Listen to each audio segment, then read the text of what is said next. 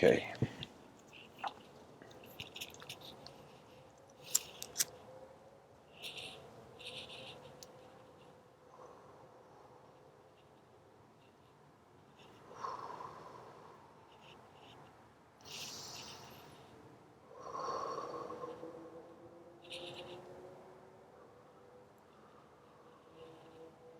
Hello everyone, welcome to tonight's episode.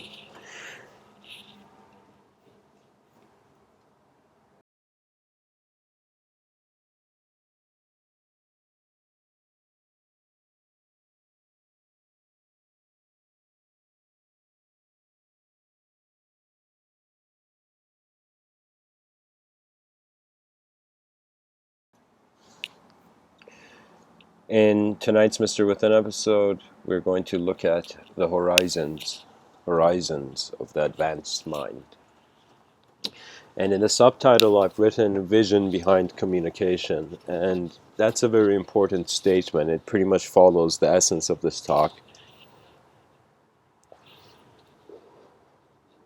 Of course, this talk is a bit special compared to the other ones because I'm going to be diving into a concept that I have positioned, I have put into motion, and it is the notion of an advanced communicator.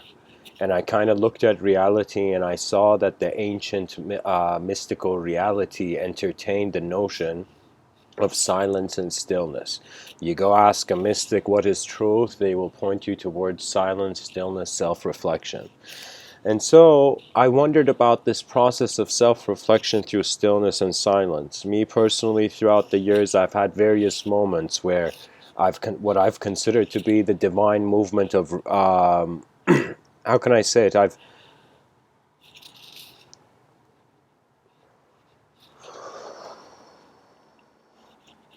There's been moments where I've moved my mind, and there's been moments where my mind has moved me. And usually when my mind moves me, that's what it's more of the unconscious. It's more of like a subconscious view. In some sense, the consciousness is being moved by the unconscious. In the other dynamic, the consciousness is reinterpreting and moving the unconscious.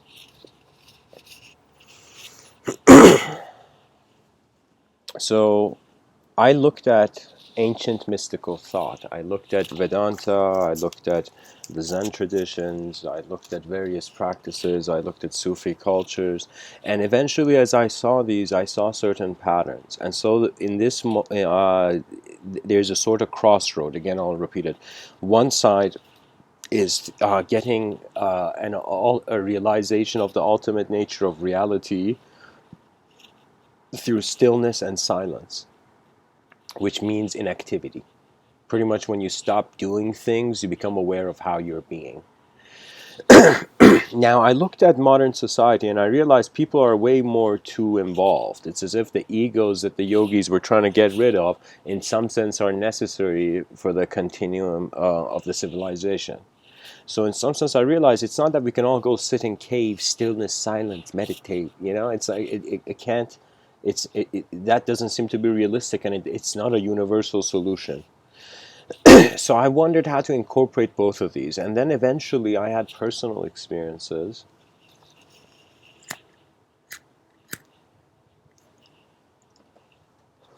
where in these personal experiences I in some sense reached the same conclusions through meditative practice but through communication. And so suddenly various concepts began pouring into my mind. And so the concept of the advanced communicator was initiated in 2015. In 2015, I began to see human beings. We're all communication. Communication is such an important point of our lives that if your communication doesn't evolve, your eyes have not opened enough. And so, as we can attain clarity through stillness and silence, Mr. Within's view is in some sense that through advanced communication, through the peak evolution, if we were to see how advanced a human being in its ability to communicate could go, we would in some sense see that it would be like a round circle towards the ultimate. So what that means is, in one manner, you are not in charge. Nature is, or God, whichever you like to call it. You like to call it the natural world, you can call it. You want to call it God's will, keep it a bit of a mystery, you can. But in some sense, The liberation of the individual relies in his or her awareness to the forms that are being them. And so when a person speaks, they're using various forms. And once the communication speeds up, it speeds up to a point of instantaneous silence. That means there's been many moments, even in these talks, or for me personally, it's not just in these talks, it's in any moment where there is an intelligent engagement that is speeding up. Eventually, as the moment accelerates in whatever activity the attention is on, suddenly the person begins to notice the stillness in the movement, the silence in the noise. And once they become aware of this, they become the watcher of the moving phenomena. So what that means is, in some sense, imagine like we have free will right now as people, and somebody with his free will is dancing, but suddenly in the middle of his dancing, he sees he's no longer thinking about how to move, how to dance. There's no longer a choreography to follow. It is all just a sort of natural rhythmic kind of moment occurring. That natural rhythmic moment at its core has within it an attributeless observer. This attributeless observer is the banner. It is the it is in some sense the suit. I don't want to say suit, I'll say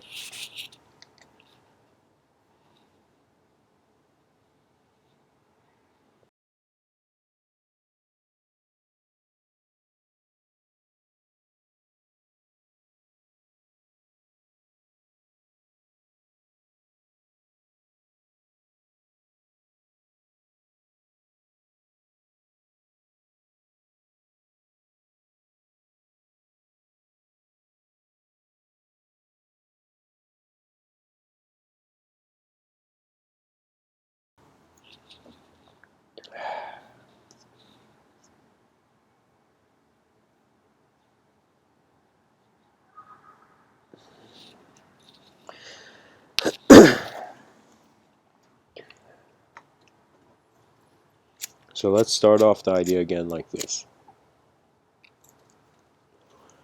Mr. Within considers all living beings to be advanced communicators, because you are in some sense an advanced communication of the universal sector. Because we're in a natural world, we cannot avoid our naturalness. There will be moments where life will move in ways where we cannot put into language, we cannot conceptualize, they cannot, such moments transcend the language threshold. They are beyond the ways that we can contain the world. And so when we find a moment like this, direct experience activates a memory, a sort of memory state activating the person where their wilderness, their animalistic instinct is suddenly serving their sort of endless mind. And so what that means is you kind of oscillate between being the programmer of the program and being the program of the programmer. The advanced communicator and the horizons of the advanced mind will eventually come down to how the eyes have been opened. So most people, they think that knowledge is outside of them. And in some sense, they go on exploring the outside world and they specialize in a certain point of it. And suddenly we have, like, I don't know, astrophysics, physicists, quantum physicists, philosophers, like various professions come into existence. Various specializations or angles of concentration come into this field of knowledge in the branch, among the branches of knowledge. So the horizon of the advanced mind is a self-reflective point, and it is the recognition that how a person is being. It's not like you see your body, you can move with your hands and legs, but your mind only moves with attention. So it's as if we move this physical body and the objective, the sensory perception moves, okay? But where the sensory perception is hovering and where reality is hovering, it is in a sort of unknown presence. This unknown presence is the freedom of our species. It means that we cannot be chained to knowledge. That means no knowledge can own man. No idea can come and control all people's minds, and for the end of time, just this one idea has remained. That is not the world we're living in. We cannot fit 8 billion people into one ideology, into one building, into one, not 8 billion people in one structure, one room. Similarly, we cannot fit 8 billion people in one religion. So the religious intention of all religions around the world, their dissemination process has to in some sense come into a reality check. It seems that for me, a person can keep himself isolated from the world, and in doing so begins to slowly move to their inner realities. The importance of humanhood, the importance of humanity is in the vitality of our communication, because the vitality of our communication suggests the vitality of our inner reality. You see, and I personally find that women comprehend this much better than men. Men are in some sense, and of course nowadays it is, people get offended when we speak about things that our ancestors did. But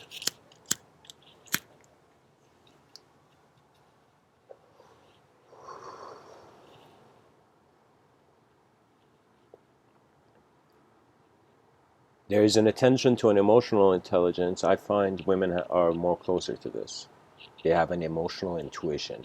It's not that their emotional intelligence is high. Both men and women feel emotions, okay? But the emotional intuition has to do not only with the genetical material, but also in some sense, the sensitivity of acceptance. Most men, at least I consider this, most men wear armor.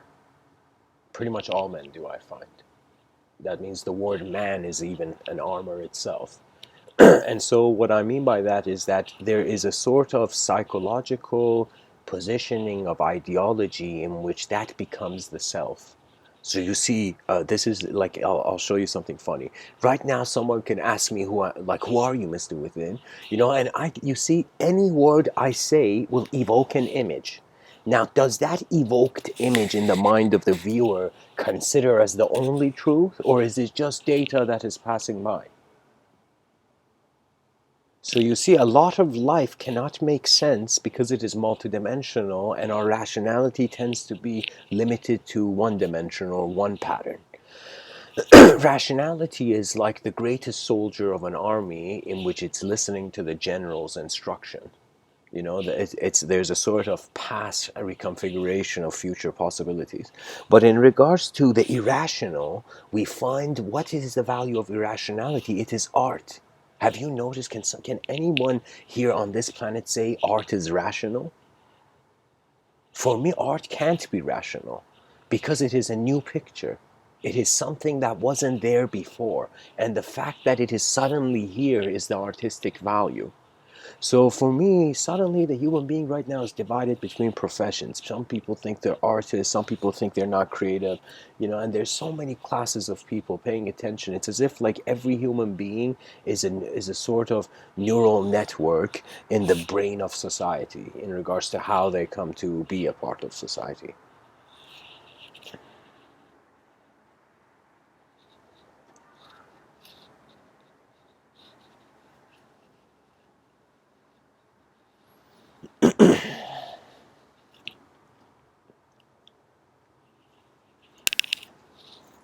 So the human being, think of it this way. You have to learn an alphabet to speak. You have to have various memories to have a personalized identity. The contents of your mind, I say it like that because it's you can see your mind as a sort of empty book, empty notebook, where every experience is something being written. Now, as the pages are turned on this book, some of the pages become unclear. Suddenly you don't remember what you wrote on the second page. Suddenly you don't remember in some sense what you did when you were 2 years old, but you might have a faint memory. Okay, so there's a sort of passage. Memory is another, I'll keep it for another talk, but the structure of memory, for me, I've had certain, of course these are very playful metaphysical hypotheses that I have, but, but it's the assumption that sometimes I was looking, for example, my grandmother in Iran, she's gotten very old and she's had amnesia. Okay, and for me, because I consider there to be more than just bones and bricks.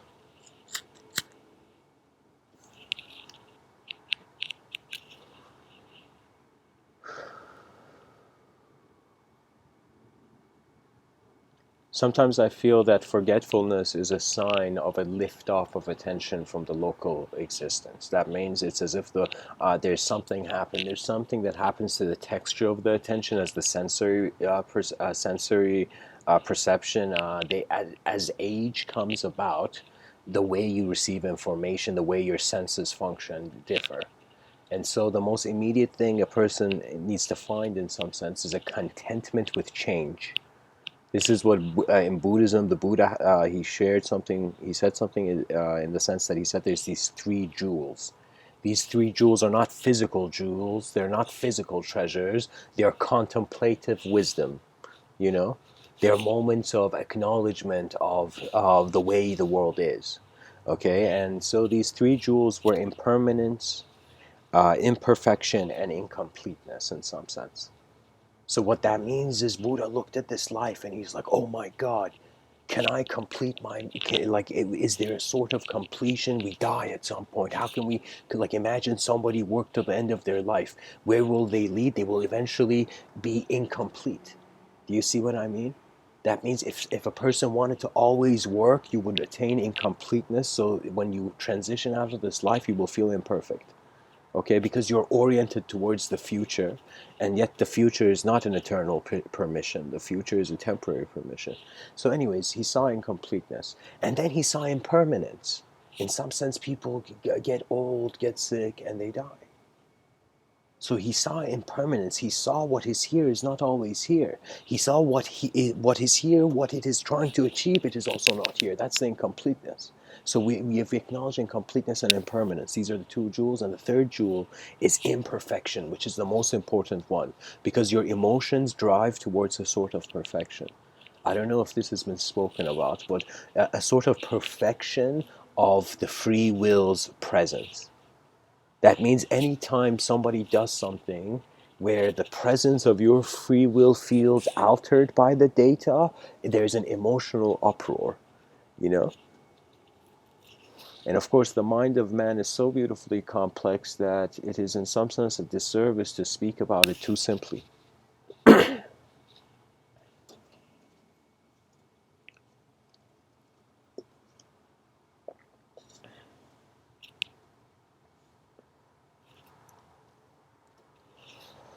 So we can say a child opens its eyes in this world, and let's say it's getting fed, it's getting, its parents are spoon feeding it.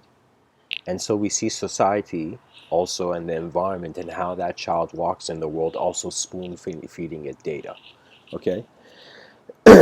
Eventually this child will see that in order for it to be a person, it has to acknowledge a world. And in order to acknowledge a world, it has to accept a world. And in order to accept a world, it has to, in some sense, subjectively pinpoint it. That means in order for me to be a thought, there has to be a world where thoughts exist. Do you see? It's kind of like before a word came into conscious existence, like before we had that word in the dictionary, it's as if there was no idea on it. There was no opinion on it. Do you see?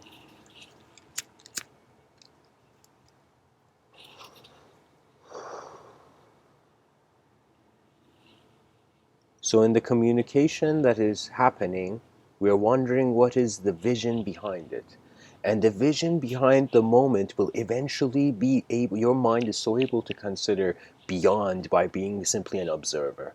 So because you're an observer, you experience a sort of journey, you experience a change. There's no journey that can be had without a journeyer. Okay, so similarly, there's no life that can be in some sense present without consciousness. And when I say life, I mean awareness to a sort of format, a sort of reality. So this is the thing, that there is objective reality here. We cannot ignore this. Like right now, there's a table. I'm knocking on a table, okay, in front of me where my laptop's on. So there is objective reality. However, there is the linguistic simulation that falls over this. And every person's mind has their own style of how thoughts, in some sense, come to be accepted by them and observed by them. So in ancient mystical practice, pretty much what spirituality has meant throughout history has just been this, an awareness that there is something that's aware it's something. Okay, it's the observer within. Now the observer within, so many stories have been born out of it. You know, you follow the Abrahamic religions, what is within you is God. Literally the texts say God is within all things. And God is everything. And if you think about God being everything, a philosopher may say, whoa, that could include also nothing. So it means that all possibilities, so in some sense, one can, how would I say it? There's many ways. There's many ways that there could be classifications of the story of how the attention evolved into being a form. Okay? There's so many people talking about it different ways. It's pretty much like a marketplace of ideas when it comes to truth. However, the value of conceptual or subjective truth has to do with experience. And if you notice, your experience is the connecting point of your thoughts and what is actually objectively here. That means, as somebody, you can try to answer this, has there ever been a moment in your life where you've had a thought but no experience? Or you've been a body, you've seen objective reality without an experiencer there? This experiencer is in some sense the soul. It is the animate, intelligent phenomena. And the free will is kind of like a more, is the sculpted unknown.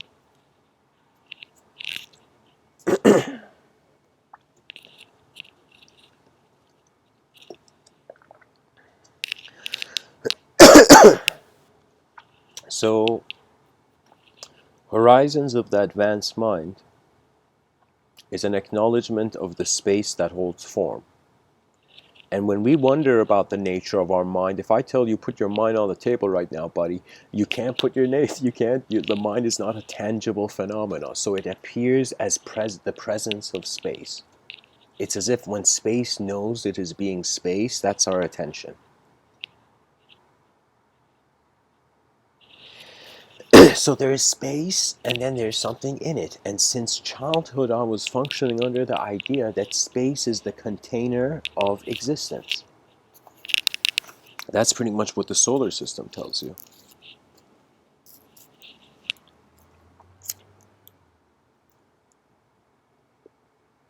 Now, as human beings have contemplated about the meaning of this design, they eventually realize every moment is their own interpretation.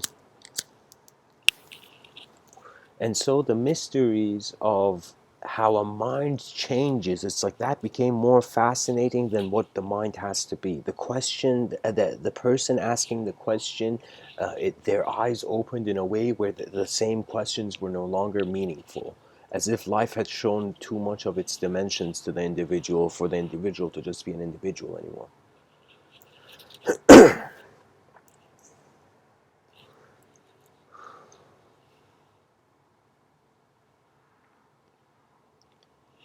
In Vedanta, there's the notion in the Bhagavad Gita. Even there's thoughts that discuss, in some sense, the Atman and even the Parabrahman. And what this is suggesting is the individual soul, the personal soul, and then, in some sense, the impersonal oversoul. In some sense, a Vedic thought approaches it like that. However, there are certain parts of mysticism that don't need to be walked. Certain mysticism is very extreme. It is a very extreme kind of field of study, simply because the individuals, the mystics, they were no longer afraid of the unknown. And when a person is not afraid of the unknown, knowledge begins to watch them. knowledge becomes their ally.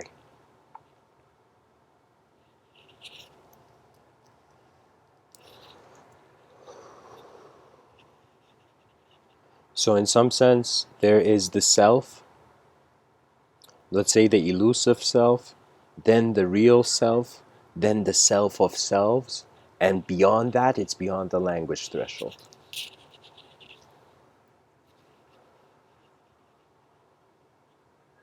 Honestly, I hope this life at some point takes my road towards an opportunity to redesign the educational system.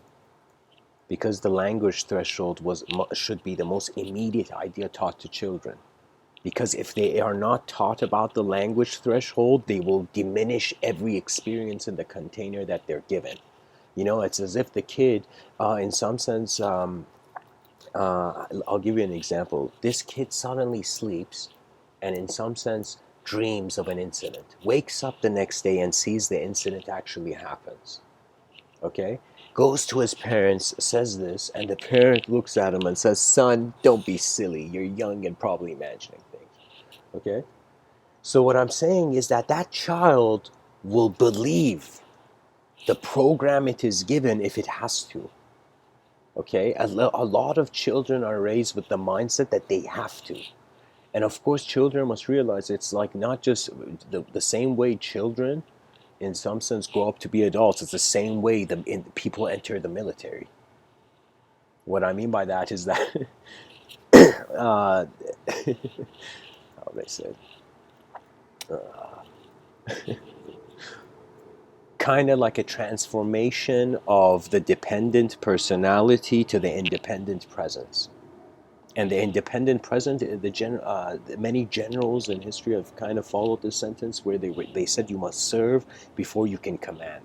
When you understand this, you realize any person desiring things is as if they want to tell the world what to do. This is why the karmic structure shifts. This is why their karma will be self-created by them to be chaotic. You know, because their order has been too fixed. That means the person believed certain ideas and only those ideas were valid to the person. But as the person walked in the changing world, the storms of the world opened its eyes to what was beyond. And so language, again, this is just, it's so deeply ingrained in how I have comprehended language, that language is a technology. It's an inner technology. Space flight, planes, these are outer technologies. But language is an inner technology where it is the position, like, how can I tell you? Ludwig Wittgenstein says it best. He says the limits of my language are the limits of my world. What that means is the language is allowing the consciousness to be a person in space. You see? So the more a person suddenly becomes aware of words, the more their subjective realm, in some sense, animates. Okay? The more you see. And so I was like, what is this? Well, honestly, like when I was younger, sometimes I remember my childhood and I just would laugh for like a minute, you know.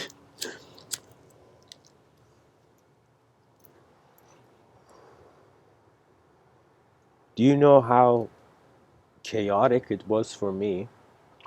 And this started from 2011. In 2011, I was a person of a totally different character. What that means is I wanted different things with life. I also saw different things. I had totally different values and principles. As if like back then I'd considered myself. I remember I wrote poems. I write poems for every phase of my life. Not for every phase, but I just, you know, move the pen. But I don't know how to say it. It's like I remember I was just in 2011. I felt karma was against me. I felt my karma was so intense that whatever I did was rejected by, in some sense, the presence of the world. Okay? In 2011, I was kind of like trapped in a room of, like, my mind's expectations for the world were rejected. And when I say rejected, not harshly, it was like you fall as much as you go high. Do you know? So if a person is really arrogant, when their ego breaks, they will experience a longer silence. And pretty much I was wondering, what is this? Where this evolved organic phenomena that in every moment has access to memory, has this thing called imagination, has an ability to use language, and every moment is also being defined by the stimulus, by how the environment and the ecosystem is kept. So you don't know, when you really deeply look at life, you come to comprehend yourself as a field of intelligence rather than a certain particle in a field with a certain particular story. The stories die quicker than the objective phenomena changes. This is why we feel we have so many thoughts.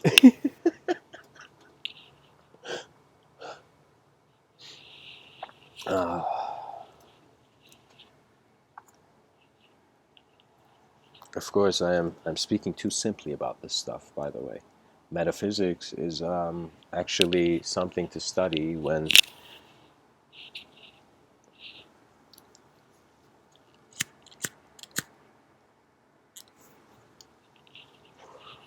the physics of reality cannot answer the questions.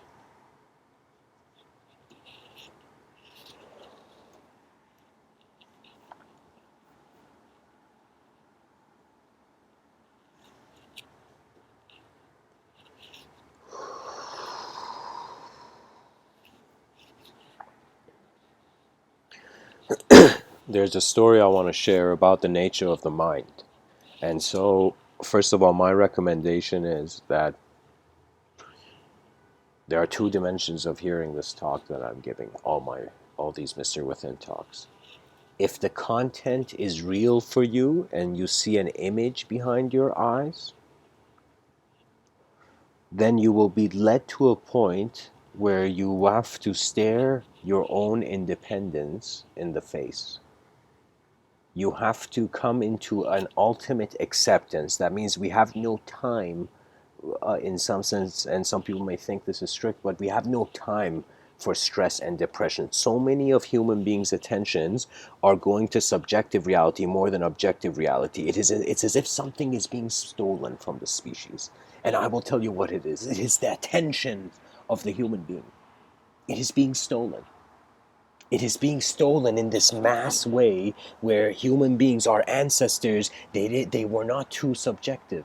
Do you see? They in some sense, the person was a farmer. Their activities throughout the day involved actually exploring the world. But when technology developed, it's as if we got bored. We got bored of nature, and we had to, in some sense, climb up to our minds to see what else we could see. And so the thing is, for me, the greatest thing the entertainment industry can be is an honest mirror for nature. Aside from that, then you have led people astray. You have trapped the attention of one human lifetime in an idea when the person should be experiencing life through a momentary passage where many ideas approach them.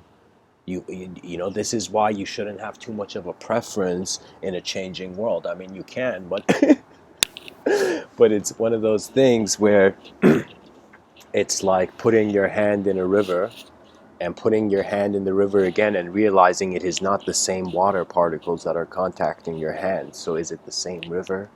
And Heraclitus even conceptualized it like this. He said,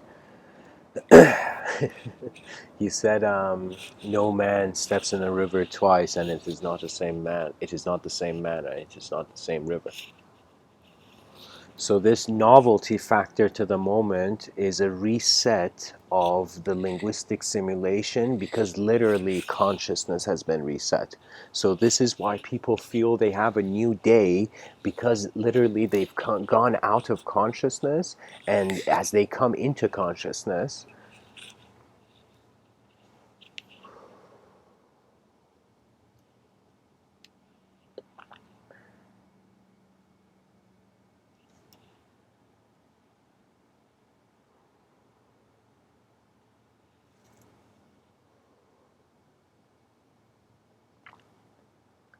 the language re-evokes in their mind. Their attention moves in a new way, so they feel it's a new day.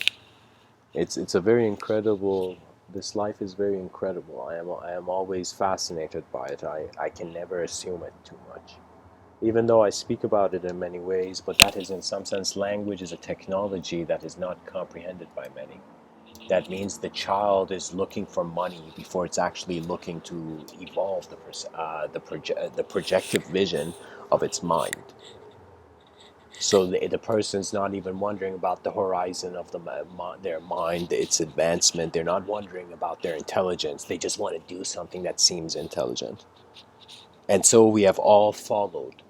We have followed for way too long. And it's one of those moments where the future generations will eventually open their eyes and they will stand their ground. They will stand their ground and they will be, "O ancient world, O world of the old, you have done us a service, you have brought us here, but yet your ways, they are," how can I say it? It's as if the civilization has two choices. All civilizations, it doesn't matter if it's on some planet we don't know about yet in our solar system, it doesn't matter. They have a civilization, a collective intelligence of various individuals that in some sense are being that collective. It can either be efficient or inefficient, and it has to conclude that efficiency is a recalibration, a realignment, a finding a new harmony of your natural being. That's when suddenly all addictions fall. That is in some sense where the choices that are made are in some sense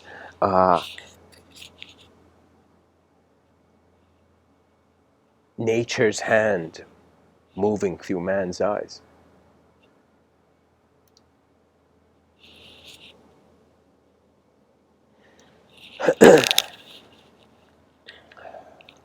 Okay, guys, we're getting too poetic here.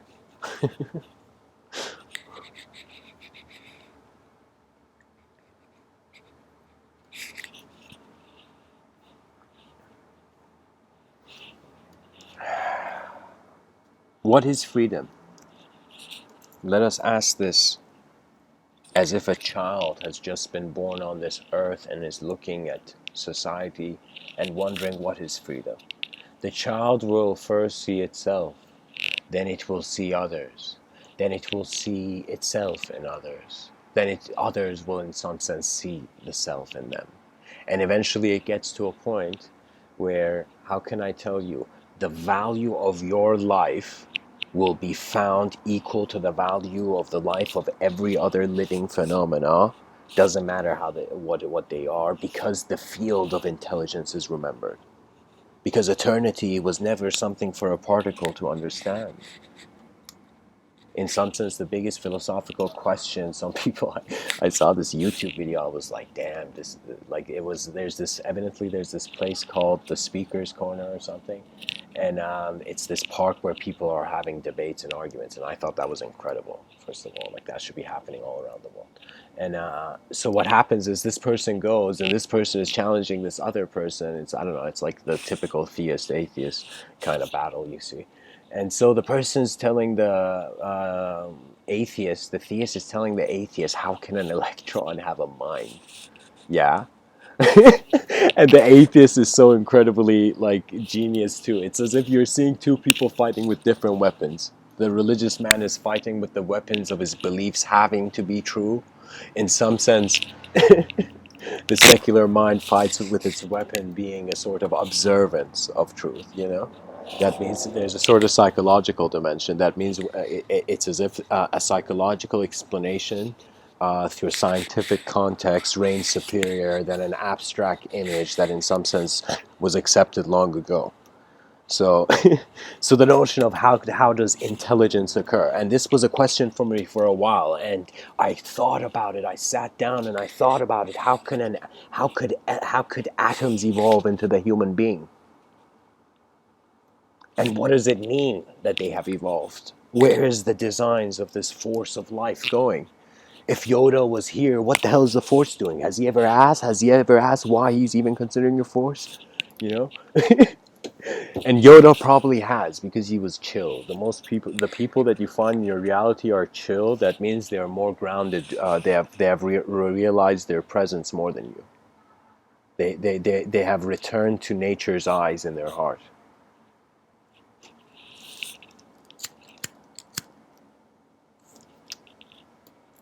And let me tell you, honesty is the most badass thing a human being can do in a world of lies. To try to attempt to live a truthful life is like the highest style, you know, because everybody can, it's so easy to lie. It is, as they say, a building takes years to be built, but it can be demolished in a day. And so we see, in some sense, it's so easy to make the world an inefficient place. It's so easy to get angry and shout at someone and make them feel like, okay, they're the little one. Like what but life, that is not where intelligence wants you to look, I find. Where intelligence wants you to look is an awareness, an alertness to how your attention is positioning not just symbology upon the objective, but it is positioning an accepted moment of value. So Mr. Within is saying it's as if somebody wanting to know another person's truth is somebody trying to wear another person's shirt while they have their own shirt on. Do you know? Eventually it will be ridiculous. You know?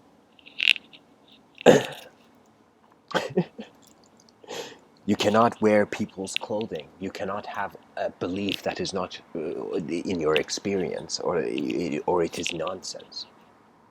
It literally nonsense, literally nonsenses. You have denied your sensory perception of valid reality because the abstract has pulled you towards its corner.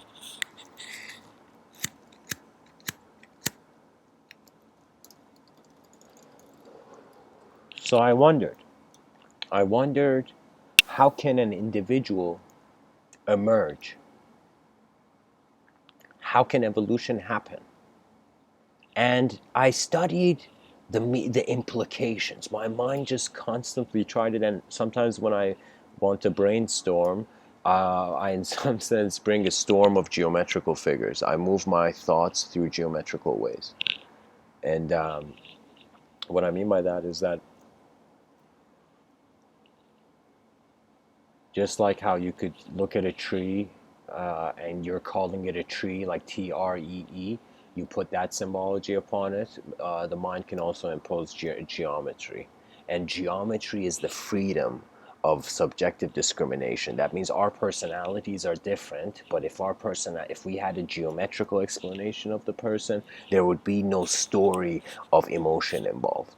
That means when somebody looks at a shape, they don't usually get emotional like the end of the Titanic movie. It's like the person sees a circle on a piece of paper and starts crying. This is the most beautiful artwork. Like, that never happens.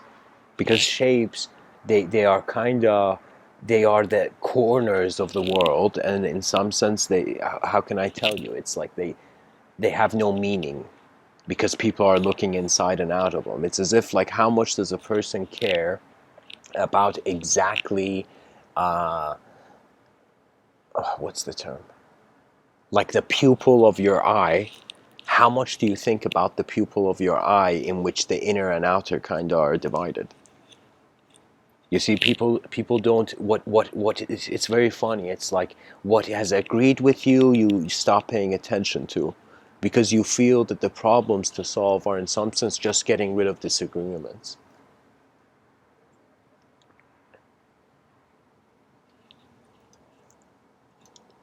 So it's as if the human being it has wings, but the wings are the mind. And so the person has to know how to walk on its wings, but also fly with the mind. And the mind can be said to fly like an eagle that kind of goes into the sky and sees the whole town and the whole planet in some sense. And so then we have the eagle that comes down and sits on a certain branch of knowledge, a certain way of knowing things, and approaches reality. So the mind begins to, because it has not chained itself to just one interpretation, it moves freely. Your mind is not something to write an essay about. Your mind is a living phenomena. It's like you can't teach someone how to, like, you can't explain to someone how to ride a horse. Like, you do, the person has to ride the horse and comprehend the intelligence of the activity.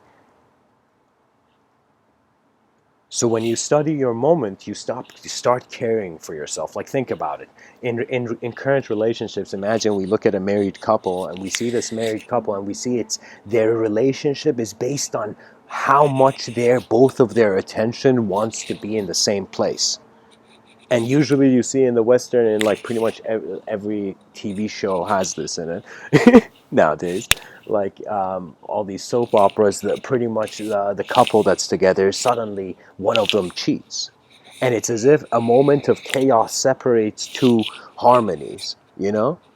And it's, I don't know, kind of like how I would say it is like, once the two people, their attention doesn't want to be in the same moment, their attention has to become independent. So from a dependent state, you can say in a fight, in a marital fight, there is suddenly a shift to an independent state. And the independent state doesn't want to lose, but the dependent state wants the other to win. You see, that's true love. That's true love, you know? When you care for the soul of that being, but you're still trying to hold your ground.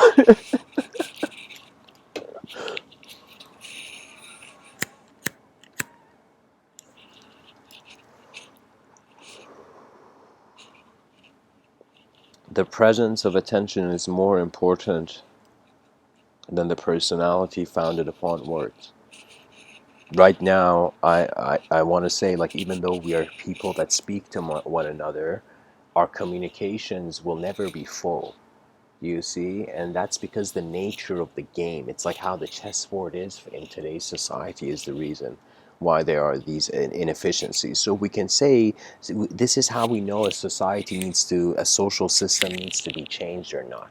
Okay, and because I consider eventually the evolution of a global society, so I'm just giving one example in some sense. Okay, so let's say it like this. How do we begin? So language, an easy way Mr. Within can, in some sense, share its secret with you is that it's a paintbrush. And behind words, there are images. And behind those images is the pure attention. And when you wonder about what is beyond the pure attention, you see there is no conceptual way that the mind can even conceive of that regression. So it's as if the person wanted to find the source of the source of the source, eventually got to a point where literally conceptually there could be nothing else. So then you are left with the language you have been running in like a labyrinth. So you step out of that language, and suddenly, I said very poetically, your soul breathes for the first time, free of the ideas that constantly were pushing it around. People are not getting just bullied in on the streets.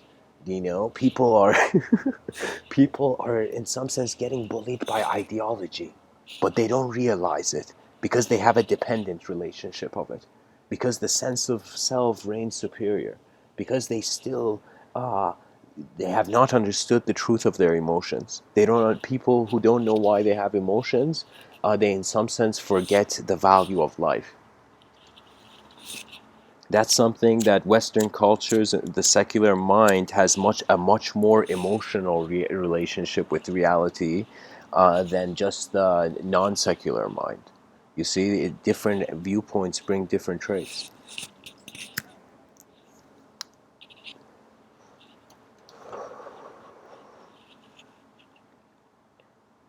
When we wonder about thought, eventually I came into the conclusion, imagine a sphere, and I want you to imagine like a square plane that's kind of in the middle of the sphere.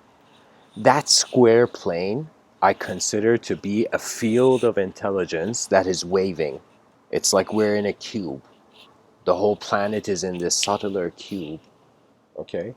And playfully entertain these ideas, of course. The whole planet is in a sort of field of intelligence. That means our consciousness has nothing to do with the objective domain. It is present as a field, and this field is not material. It's kind of like the way the substance that holds the water in the cup is different than the water. So in some sense, it's as if a different reality is kept in the intelligence of another. So in some sense, we're going to realize this is why all human beings, whether they like it or not, will get emotional. Especially when you see in that movie scene that one human being suddenly sat all those, what do you call it, Avengers, kind of like fighting for the humanity's freedom, against an overlord or something. And so we see, why do we get emotional when there is a sacrifice of a hero that is trying to live for the freedom of all? Because we are the all. Because it's one field of intelligence, divided by many words, divided by many worlds of words, by many stories. It's like, trust me, stories run the world. It is not the richest people. Even the richest people, their minds are taken by stories.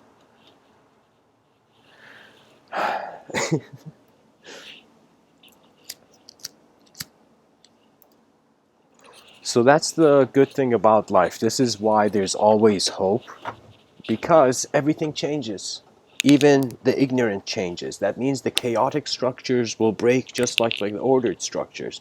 During their existence, evil can mess up good, and good can choose to be peaceful and not engage with that like messed up behavior. But eventually you're going to see it's the passage of entities. I have no idea what that sound is.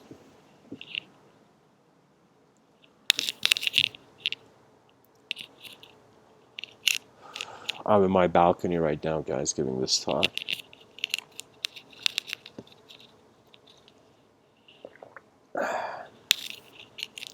There's a very incredible saying in a Buddhic text known as the Lotus Sutra. In the Lotus Sutra, the sentence is very incredible. Just listen to the sentence. Just forget who said it. Just listen to the design of the sentence. The easiest way to remember something is, as you're hearing the words, let your mind naturally animate it. Let your, like, a lot of the inner realities, technologies cannot be controlled. The free will has to, in some sense, submit to its true nature. Your mind has to listen to your soul.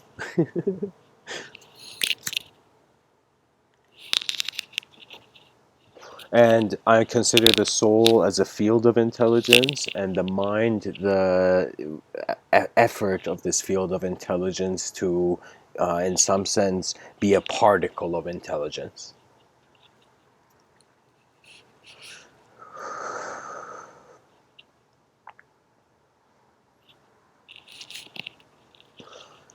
You know, I think I'm one of the I could be, I don't know.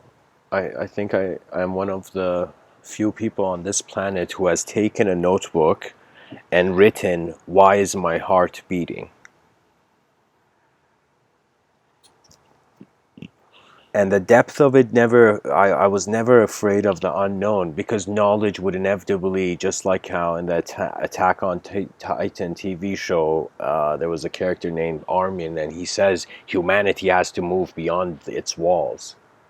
And so it's a very profound kind of view. You realize the wilderness that you had externally, back in the day, is very different than the wilderness that is accessible now. The wilderness now should become into the mind.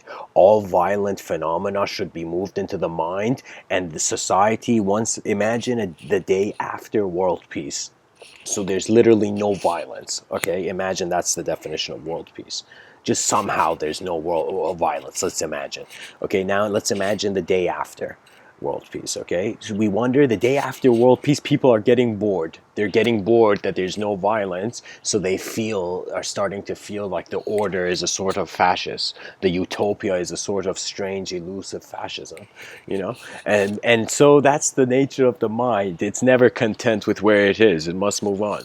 And so what happens is, after that day after world peace, in order to maintain that civility that we have attained, we have to create games. We have to have, instead of, imagine those two people who were violently fighting and punching each other in the streets late at night, like in that messed up situation.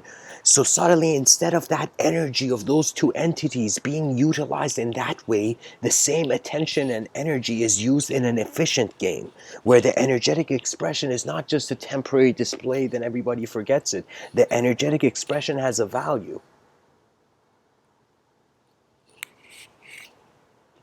Someone once asked me, why do I give these Mr. Within talks? I told him, like, I've said, my mind has many reasons, of course. But something I said to the person was, because every day happens once. And when that really hits you, the intensity of that, you start caring for your life. You start actually like running to the sink and washing your face and looking at the mirror again, and suddenly reapproaching reality. And the thing is, you have to have, if you have an ego, you can say there is the honorable ego, egoic construct, and the dishonorable egoic construct. The dishonorable egoic construct has failed early on, therefore has accepted reality as a failure, therefore doesn't care, and anarchy and hedonism is in some sense open to it. Okay? But the honorable being has maintained the value. The honorable being has cared for something and is continuing the care. So what that means is the honesty before walking in a world of lies, held on to some honest values and then lived. Okay, and those honest values eventually sum up to be the honor of the being, and the honor of the being is the relationship of the being with the world, fundamentally. That means, it's very, my mind has approached this very playfully. Sometimes somebody's like said something to me and it's been a kind of chaotic disturbance, and then that person's left and I'm like, damn, who should I hate? Should I hate that person or should I hate the world? And so I didn't know in that moment where to direct my anger, so I stopped being angry, you know.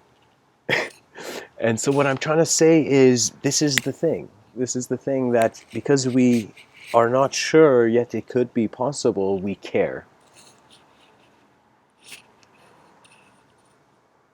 And then the horizons of the advanced mind become your study of self. Nobody says this statement often. Study yourself. If all parents in the world, their kids like, I'm bored, what do I do? And the parent looks at the kid and says, study yourself. You know, and what that means is you start discovering the value of your life. And that means you have to live it, and you have to live it. I recommend, Mr. Within recommends, live it efficiently above all. So the first value is efficiency. Efficiency means that your attention has to attempt in every moment to wonder about the most beautiful and incredible way the moment can happen. And I use those words, but you know what I mean. I mean efficiency, a beautiful, efficient vision. As if in that moment, it's as if you could not fail because the world had succeeded. You know? The Lotus Sutra is kind of a chaotic text even to a Buddhist because it implies that before the Buddha passed away, he kind of went into this panic. And he was confronted by his disciples, and he looked at his disciples and he said, I have been wrong. The world has been enlightened all along. And that's a very deep thing. Okay, for me, many people, like to an atheist, religion is just a story. To a religious person, it's a biography. And when they look at that person's life, they see attributes of this, how the mind demonstrated itself in the 6th century. Do you see what I mean? Religion is nothing to hate. It's just artwork that's remained. And this artwork is valuable. Yet this artwork should not dictate societies. It should not dictate governments. Because people deserve more than one story to tame their minds. That is the value.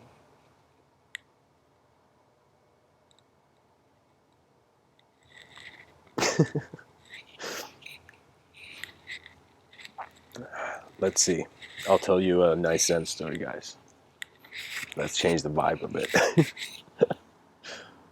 This man is looking for just a second.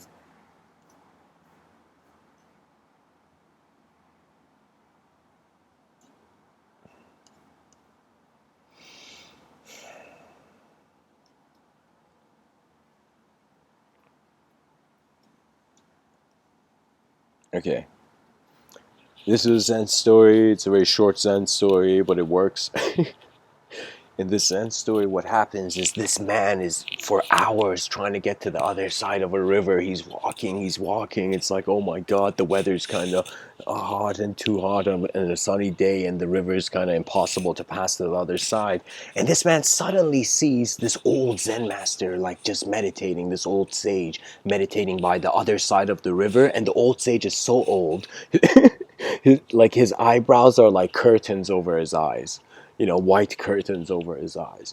And in that moment, like this guy who's trying to get to the other side, he has something important to do. He says, hey, old man, you know, hey, old sage, how do I get to the other side of the river? The old man suddenly, very slowly, like literally it's taking him 10 minutes to move his eyebrow hair to see what's going on.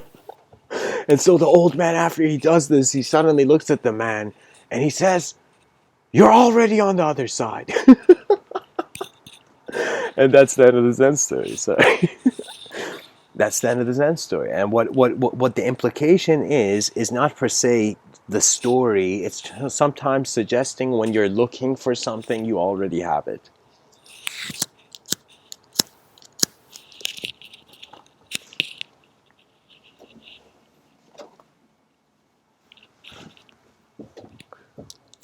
Live for the world that has lived long enough for you to be here.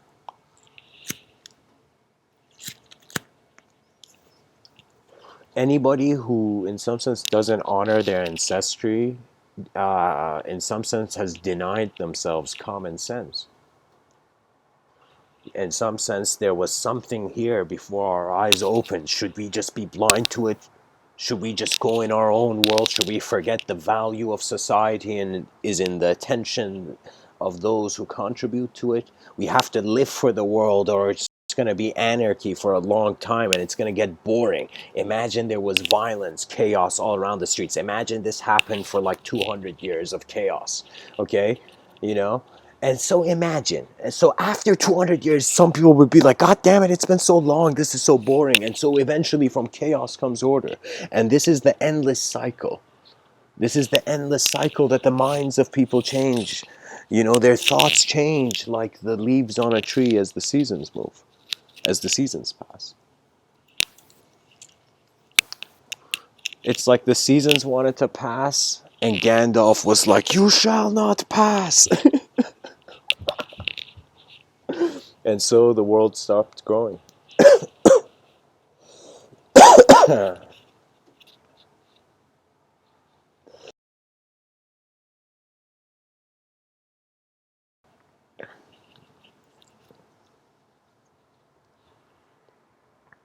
You know, in Western circles, there's a saying: uh, die for nothing. Wait, what was it? Yeah, die for nothing. I think that's what that was this term. I just want to kind of imply that the mystical mindset, I personally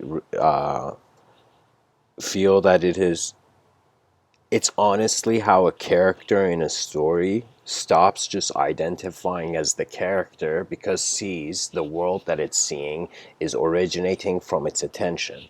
That means, like, just like how things are being gravitated to the center of the earth, similarly reality is being gravitated to the center of your attention, and the surface of the center of your attention, like the crust of the, like the deepest crust, I don't know how to say, but like deep down in the core of the earth, you know, that molten level, like, of, you know, unimaginable heat.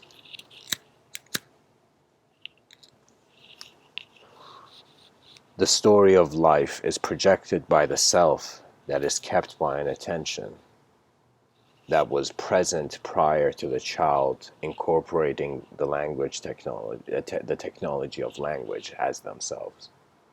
Language is our Iron Man suit, and that is our freedom. We can step beyond it. We can have moments throughout the day where we're sitting in stillness and silence and just watching the world. Then we can have moments where we are getting involved, and the value behind our eyes, in some sense, is shared to the civilization that we can only live once for. You know, in this life, I've had many moments where I have a twin brother, by the way, and he's come to me and he's told me why. He's asked me why I am so passive and I don't fight in certain situations. And I remember telling him that it's as if like a hungry dog wants its bone. Give it its bone, and the hungry dog will leave, and you will just watch and in the pity of the inferior species.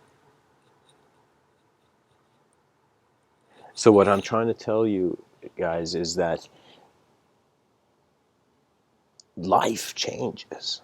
It changes so much where all you can be is playful. It's like if somebody asked, what is the meaning of life? And then this answer came, somebody's like, the meaning of life is pretty much you play and then you die. Excuse the intensity, but that's the reality. We transition, and a playful mind is not resisting life intelligence. Eventually, the advanced communicator is going to realize that it has to put this excited effort of their being directed to something. And this is where Mr. Within is recommending to all listeners, start this kind of library of your own study of reality, and call it your great work, as if this is this ultimate thing that your lifetime is contributing. Okay, and begin writing and sharing. You know, I saw this documentary about how in Japan there's this incredible amounts of people just sitting alone in the house. And I was like, wow, man, how do these people not have jobs? And at the same time, like, I'm telling you, there is some people who can't confront the world. Of course, it's much easier to rest in a bunker.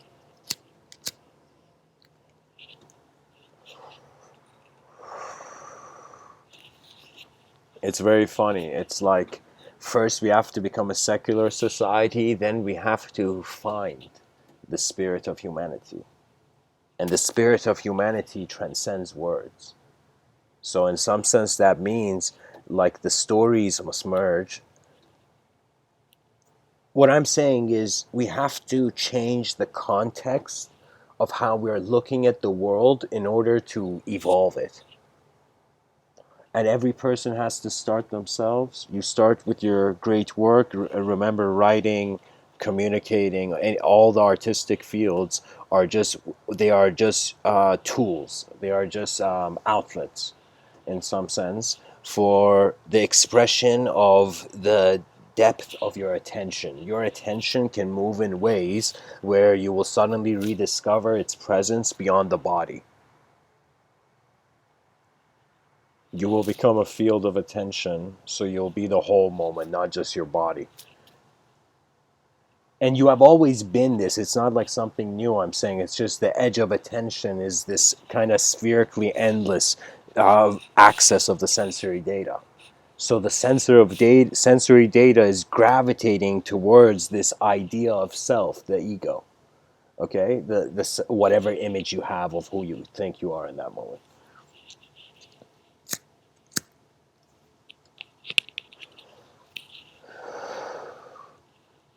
Honestly, without honesty as a prime principle and pillar of civilization, truth is just going to be perverted.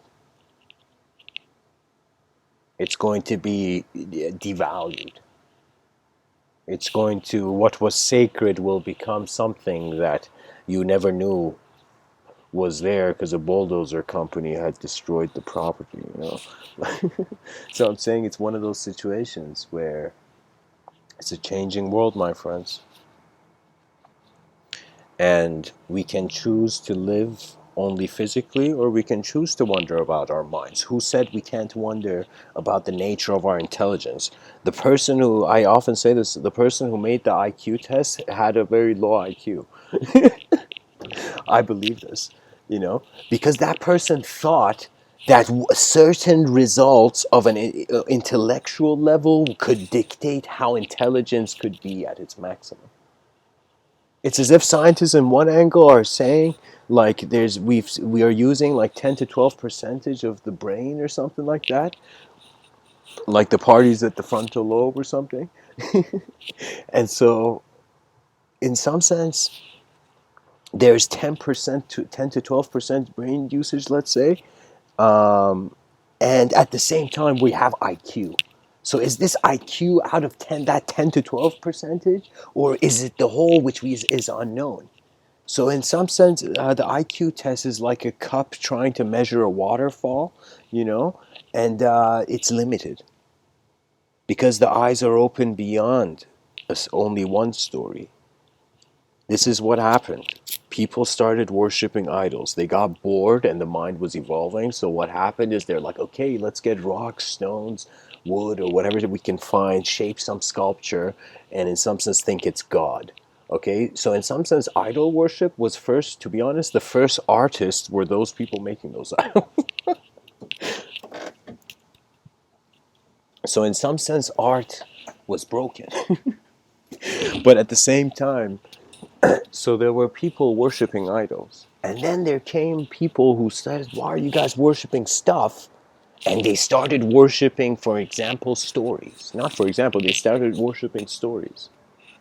And so an era of ideal worship began. And so it doesn't matter. It doesn't matter if you're in the secular society, non-secular. It doesn't matter where you are. It's all ideal worship unless the true nature is discovered. And this is why Sri Ramana Maharshi said meditation is your true nature. Enlightenment is not some just cool way of thinking that things are going to be. It's an alertness. It's an attention. It's suddenly a remembrance prior to the thoughts that shaped you.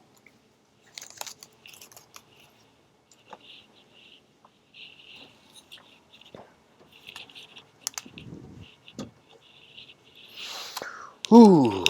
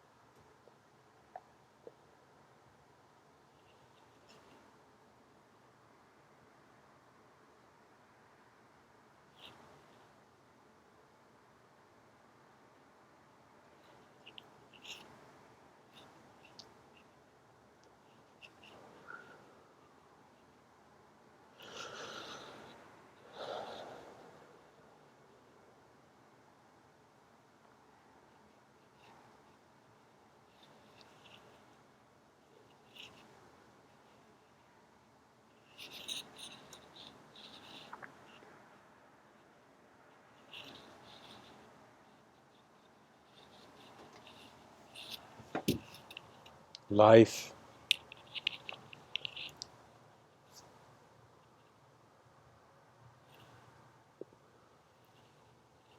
is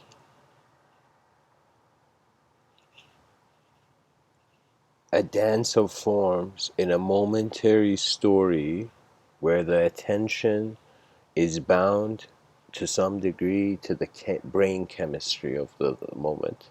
So, for example, when a person is tired, they're more agreeable when the person is energetic and alert. When a person becomes tired, their alertness levels are decreasing suddenly, like a lot.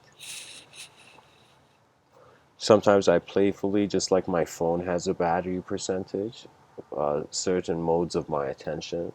certain ways my attention is present, I keep them. They have a percentage too, with their playful animations.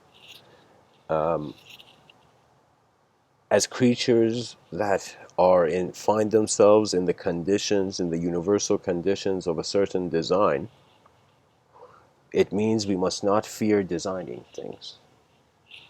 And because we do not fear designing things, in some sense, there is this sort of endless effort of exploration. This exploration is the will. Our free will comes into form only when this will of exploration is abided by.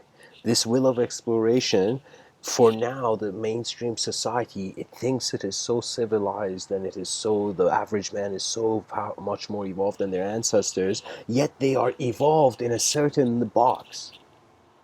It's as if suddenly you take the person who was surviving in the in the office, and you throw them in some sense in the wilderness, and they would in some sense feel a stranger to the world they have been born in.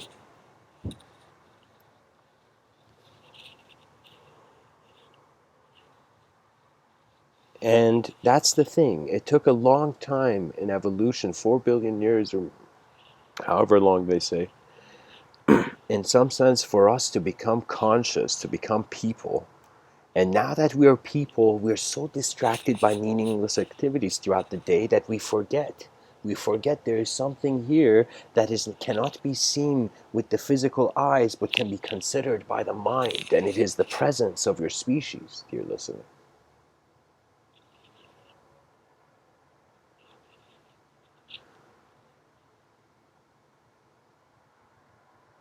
There's only one way to live for life, and that is to live for life. Rabindranath Tagore, this Indian polymath, has an incredible quote. He says, "I slept and dreamt that life was joy. I awoke and I saw that life was service. I acted, and behold, service was joy."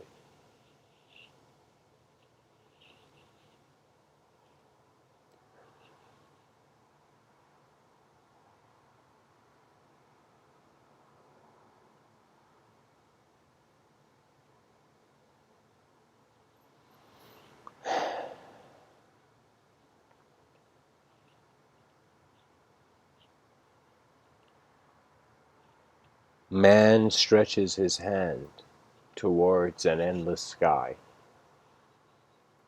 Suddenly his hand is held, but his hand is not held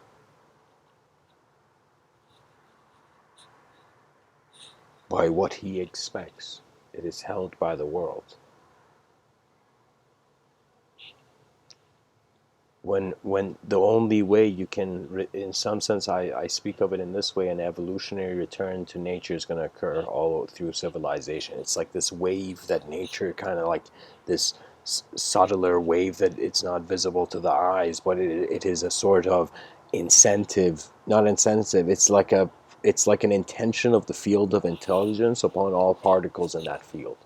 So all human beings will, in some sense, not come to this conclusion, but I'm saying it's like a rhythm. It's like I'm seeing like this, like a tidal wave trying hitting the city, and I'm kind of saying that eventually we're going to find the edge of language.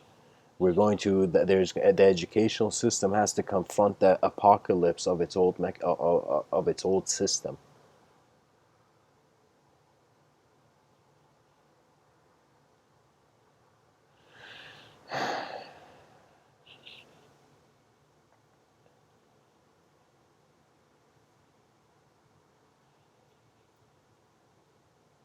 Khalil Gibran, in his poetry, he has this incredible, I don't remember the exact lines, but the imagery is very vivid to me.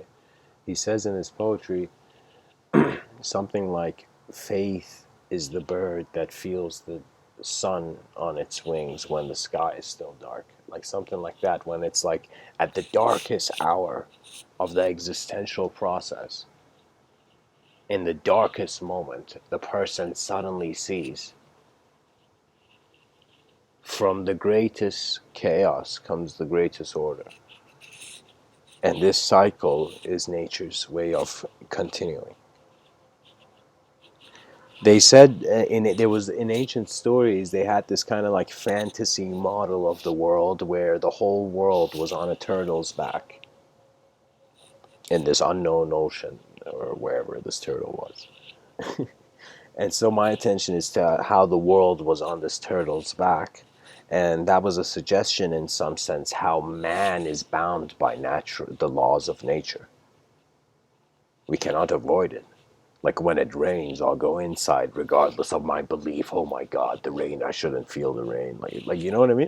It's like how dare the rain hit me? I'm sure the rain doesn't dare to hit me. And you stand outside when it's raining. You know, so and so you see, you simply see, for example, how a thought is like a blindfold on the eyes. You were free even before you could have thoughts on your freedom. Much blessings and namaste, guys. Thanks for tuning in. Much blessings.